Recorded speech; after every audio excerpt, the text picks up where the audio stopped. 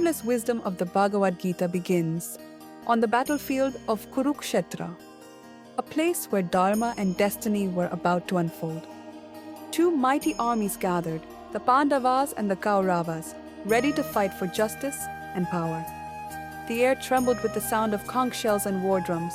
Warriors stood with determination, knowing that this battle would decide the fate of an entire kingdom. Among them stood Arjuna, the greatest archer of his time, brave and noble. Yet his heart was unsettled. He turned to his charioteer, Lord Krishna, and said, "Place my chariot between the two armies. I want to see who has come to fight against us."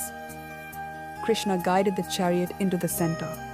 Arjuna looked around, and what he saw shook his soul.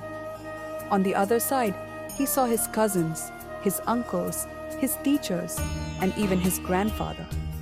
Men he had grown up with, men he respected and loved. On his own side stood his brothers and friends, equally ready to fight and die. It was no longer just a war, it was a family torn apart. As Arjuna looked upon them, his heart grew heavy.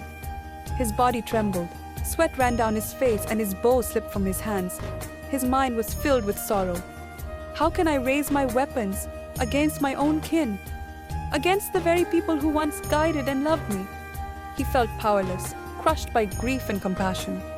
Turning to Krishna, Arjuna said, "I see no victory in this war. Even if we win, what joy can there be in ruling a kingdom built on the blood of my family? It would only bring pain." Arjuna sank down in his chariot, his spirit broken. He laid aside his bow and arrows and whispered, "I cannot fight. My heart is confused and my mind is clouded."